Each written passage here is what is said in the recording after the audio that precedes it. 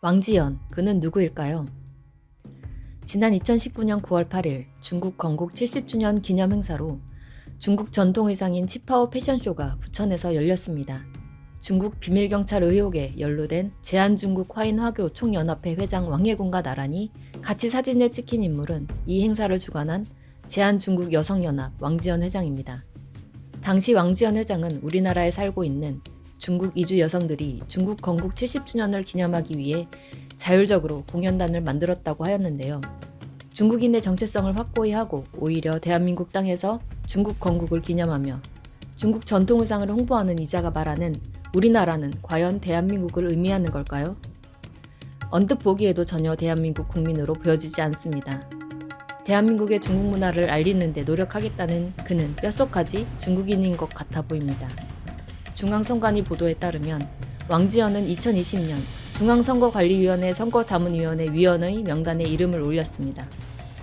하지만 왕지연은 보도 내용보다 더 이른 시기인 2018년 4월부터 2020년 4월까지 약 2년간 중앙선관위 선거자문위원회 위원으로 활동한 것으로 보여집니다. 잠시 이 인물에 대해 살펴보겠습니다. 왕지연은 중국 청도 출신의 한족으로 2002년 3월 우리말을 배우러 한국에 왔다가 중국어 과외를 하며 2003년 한국인과 결혼에 정착하였고 2006년 한국 국적을 취득하였습니다. 한국 국적 취득 후 약 3년 만인 2009년 그는 다문화 가정을 위한 사회활동가로 변신하며 2010년경부터 언론 인터뷰를 하고 이름을 내비치며 서서히 대한민국 정치에 관여를 하기 시작합니다.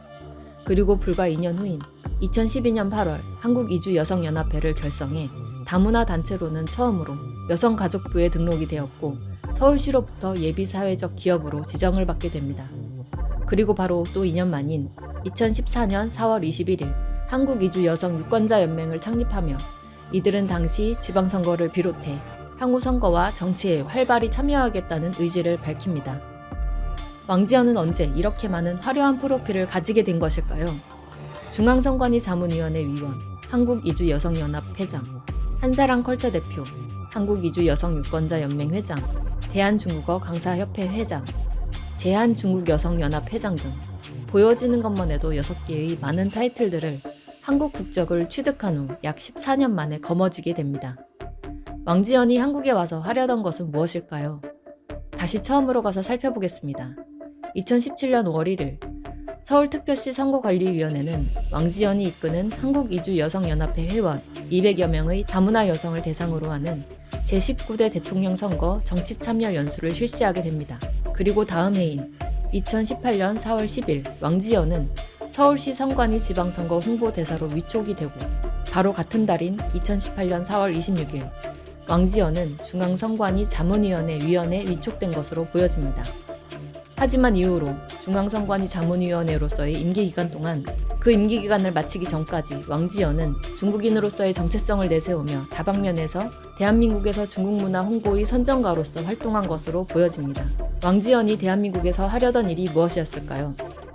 중앙선관위 자문위원회 위원으로서의 기간 동안 이런 중국 문화 선전가로서 활동했던 제한중국 여성단체 회장인 왕지연이 과연 중앙선관위 자문위원회의 위원으로서 자격을 갖추고 있던 건지 묻고 싶습니다.